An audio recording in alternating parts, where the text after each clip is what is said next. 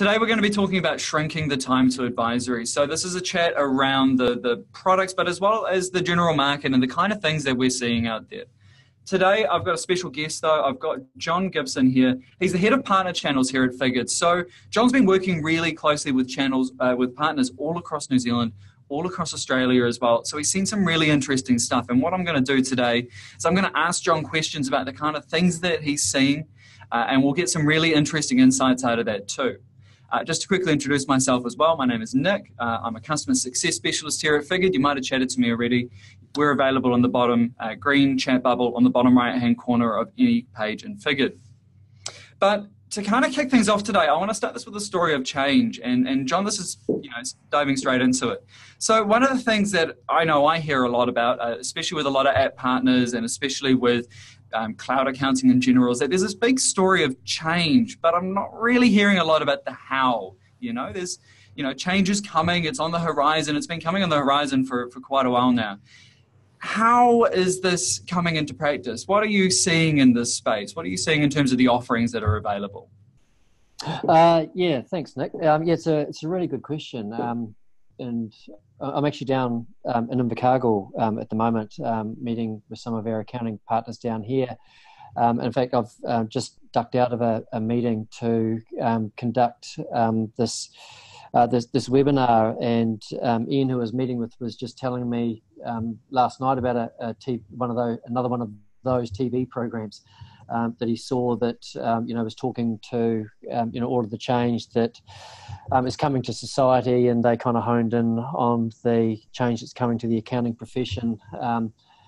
Once again, and kind of talking, doom and gloom, and how things like some technology and artificial intelligence and bots and machine learning is going to see, things like compliance services that have been the cornerstone of the profession for a long time becoming fully automated in the next little while, and suggesting that accountants should probably pick up their tool belt and getting into the construction industry, because that seemed like the big the big boom one to be getting at, right? And I think what it highlights is that there's been heaps of so-called industry insiders that have been telling the profession for a long time that change is coming at them. The traditional client-based, compliance-based revenue is going to be at risk through things like some technology and automation and all of that kind of stuff. But what we see is very few, if any,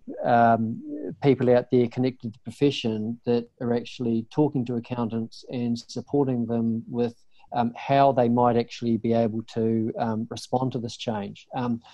Everyone is, I think, open to acknowledging that change is coming at them, and that they need to look at new and alternative service offerings, and clearly building out an advisory-based service is one of those opportunities. But who's really working with the accounting profession to show them what that might look like and how they might be able to go about it. And this is really an area that has interested Figured over the last 12 months. And during that time, we've been really actively engaged with our existing partners, as well as our emerging partners around what this might look like for them.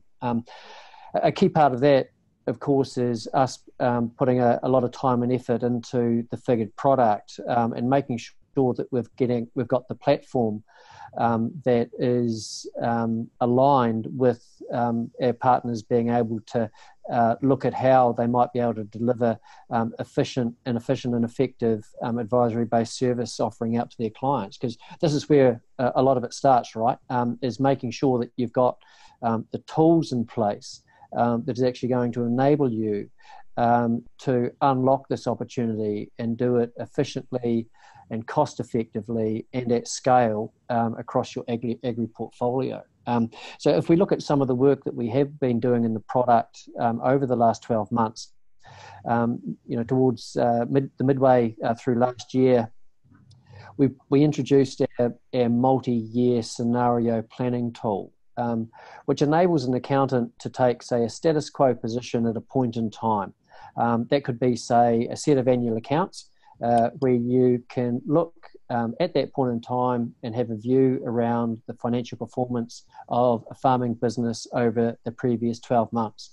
And you can take that data and you can very quickly and easily drop that into the scenario planning tool, map out a 5-year view across that business that basically talks to, look, if we do nothing else for the next 5 years but keep on doing what we're doing, this is what our business is going to look like across that time frame. And it immediately provides an opportunity for our accounting partners to be opening up a forward-looking business planning conversation with their clients around the state of their business, goals and objectives, where they want to go, what they want to achieve, things they're going to have to adjust and tweak if they want to be getting to those goals. Then, of course, there's our budgeting and planning capability, and that's where, you know, once you've had that engagement with your client, you understand their longer-term goals and objectives, you can distill that down to quite a detailed and granular 12-month plan that kind of sits in the here and now. Through our relationship with Xero and our connection with Xero, that plan will be regularly refreshed with actuals. And it creates the opportunity for the accountants to be meeting periodically with their clients to review performance in the here and now against those longer term goals and objectives, and making tweaks and adjustments as they go. So the farmer clients are always in touch and on track to achieve those longer term objectives. Then just prior to Christmas, we were really excited to launch our benchmarking capability. And where benchmarking is potentially fitting into this advisory model is creating the opportunity for accountants to take a subset of their clients who might have similar goals and objectives. And an obvious one to look at would be, say, our accounting partners that have got dairy farmers as part of their agri portfolio. Within that mix, there's bound to be people like some contract milkers and share milkers that have ambitions to get into farm ownership. And using our benchmarking capability, you could create a peer group for that subset of clients with similar goals and objectives, and then enable them anonymously to track their performance against a peer group of like-minded operators. So I guess to sum all of that up, we're super interested in the advisory opportunity, but even more so in working with our accounting partners who have a real interest in this space, and working with them on how they can actually respond to this change that is coming at them, but more importantly, how they can use the figured platform to unlock the opportunity that potentially sits in front of them. Wow, that was awesome. So just to kind of quickly add to those who are listening as well, we do have webinars on scenarios and on how that budgeting process works. So if you want to see a nuts and bolts way of how that works, I recommend heading up to our YouTube channel and taking a look at that as well. But on the topic of change and on the topic of how things are going to be implemented and how you're going to be able to offer this as advisory, I just want to know a little bit about what people need to consider while they're implementing this, because I've done change management before. Implementation, it's not an easy job, especially when you're putting this out across your entire practice. So for those who are looking at implementing this kind of new advisory program and they're using the tools of the trade, they're using Xero and Figured and a few other app partners, what are some of the challenges that people need to be considering while they're doing all of this, John? Yeah, look, this is a really good subject, right? Because it's one thing to have a good idea and to have a view around, yes, we want to pursue this, but the rubber really hits the road when it comes to managing that change management component within the practice and across your people. And if we look at how advisory services have typically worked in the past within the accounting firm, and with all due respect, that they've possibly been somewhat ad hoc. A situation has arisen where a farmer client needs to get a budget to a bank for whatever reason, and the accountant has become involved, or a succession opportunity presents itself, and the farmer client has asked the accountant to be involved. Now, typically responsibility for that has rested with the senior partners inside the practice. So immediately there's limitations around bandwidth, right? Because a senior partner, they've always got a lot on their plate. There's only so many hours in the day. So when we're working with our accounting partners, we're looking at ways that they can actually scale the opportunity across their practice and utilize the full range of people capability that they have at their disposal. Sorry to interrupt. I just want to add that as well. When I've gone in and done training sessions as well, I've noticed that it is mostly senior partners who are doing that advisory piece. And I don't know how they manage to fit it in the day, because there's so much that needs to be done while also them running the business, that it must be really hard to kind of get that allocation of time and resources done effectively, right? How are you seeing software changing that kind of allocation and resources, and especially the people side is what I really want to drive into, because people are, one of the main resources of a practice. So how are they fitting all of that in? Yeah. Look, you've hit the nail on the head. Like, technology is the enabler for change, right? So these days, with the way technology is evolving, where you've got, Xero with automated bank feeds, you've got Figure's planning ability able to connect directly into Xero. Technology is really enabling speed to data, right? So as soon as that data is available, people within an accounting firm can start, finding ways that they can add value to that data. So, typically, like let's say that the graduate area, for example, we're working with accounting firms on how they can actually utilize their graduate capability to use this data. And coming back to what I was talking to in the opening piece there, when we're talking about the ability to use Figure's scenario tool to build out, multi-year views on business performance over time. These graduates and junior accountants that have typically been involved in the end-of-year accounting process can now take that position, quickly and easily populate that data into a scenario, and get a pretty meaningful view out of that they can then kind of push up to, say, that next level of accountant and senior accountant within the practice, and they can apply their skills to it, right? They can draw certain assumptions around the picture that information tells, and even make some recommendations around how they would be looking to advise their clients on that, and then engage with the senior partner, who could be the one who is actually having the annual accounts or end of year account meeting with the client, and they can actually take that commentary into that discussion, but the responsibility for actually getting to that point doesn't sit fully with the senior partners in the practice. It's about using all of the resources that you've got available and scaling the opportunity across those people, so they all have some degree of involvement in the process. And it's all about bringing, I guess, a lot more meaningful. It just makes people's lives and their jobs and their engagement all that little bit more meaningful, which, typically more and more, particularly with the younger generation that are coming to profession, is something they're kind of really desperate to seek out, feeling like they can make some kind of worthwhile contribution from the get-go. Awesome. So we've kind of started off with this topic of change, and we've started off with a bit of the how, talking about some of the tools and the things that are available there. And then we've taken that from just tools and talked about the actual implementation bit, where we're talking about people and, like you said, using grads and using the other resources in the firm, and how cloud software and, Xero and Figure enables a lot of that.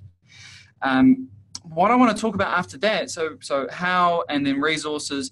But putting that into practice, how does an accountant commercialize that? Because it's really easy to burn a lot of time working on all of this, especially if you're in the older way of doing things, where you've just got a senior partner doing all of this. That takes a lot of time, and it's really easy to burn that time and high value time there. So how does someone go out and commercialize this and get to the point where not only are they happy with the value that they've been delivering to their clients, but when they put the invoice in front of the client, the client's also happy with what they've been receiving as well? How do we get to that point after taking the tools and taking the people? How do we get there, John? Yeah, this is the interesting piece, right? It's all very well having starting with a good idea, seeing an opportunity, and even having a view around a way forward, and how we might be able to utilize our people to unlock that. But at the end of the day, like any other business, an accounting firm has to be making money. They have to be delivering these services profitably. They have to be demonstrating some value out to their clients in such a way that their clients are happy to, as you say, pay that invoice. So yeah, this is a key part of the program that we undertake with our partners. Really, look, first and foremost, it starts with defining what those advisory services are and what they would look like. In a typical range of those would be possibly an annual business planning engagement that you would factor into that end of year compliance engagement. And then that could well lead into a budget preparation engagement. And that could be directly aligned with the annual business planning engagement, or it could also be an engagement that could be just done periodically to support, the financial requirements of, say, our banking partners, for example. But then once you have that budget in place, then there's the opportunity to extend that into quarterly performance reviews, reforecasting, just revisiting performance. So, there's a series of engagements that are involved there. And then finally, talking to what I touched on earlier, there's a possibility to set up a benchmarking engagement, particularly where you have clients who have similar goals and objectives, and you want to use their benchmarking capability to build out a benchmarking pool that enables them to track their performance against a peer group. And then, if you wanted to take that a step further, there's also the ability to run, facilitated periodic sessions around things like financial literacy, where you're, talking to that peer group. So if we look at, say, a business planning engagement, a budgeting engagement, a quarterly review process, and as well as a benchmarking opportunity, then there's potentially 6 or 7 new advisory engagements that you could be bringing into your business model. But coming back to your point, Nick, around how do you actually commercialize that? As you know, we work hand in hand with Xero. Blue Xero is our primary connection to data. But then for many of our accounting partners sitting in behind that is Green Xero, which operates at a practice management level. And as we're working with our partners, particularly those that are running Green Xero as their practice management solution, we're bringing Xero to the table here, and we're working with them around how you can create job templates in Xero, scoping out these various engagements around business planning, budgeting, quarterly reviews, and benchmarking, running the various tasks and time and rate expectations across that work, and then using those templates to engage with your people, assigning your people to those jobs, to those tasks, capturing time, capturing effort, and making sure that you're actually commercializing these advisory opportunities in such a way that you're managing your time effectively, you're running an efficient model, and most importantly, you're billing them out to your client in a way that is profitable for you, and also in such a way that it represents value to your client.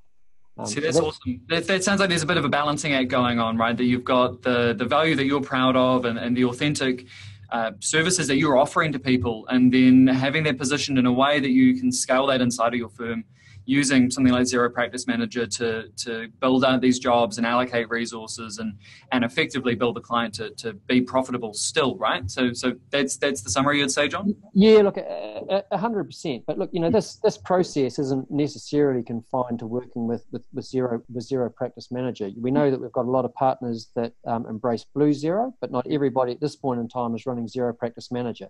But I think it's understanding the model and the concept, and then applying it to whatever practice management system you're running in your business to track jobs, time and effort, and making sure that you're billing profitably. Excellent. So with the people who are attending today's webinar, we've got a variety of people starting from boutique firms all the way up to some really large firms here.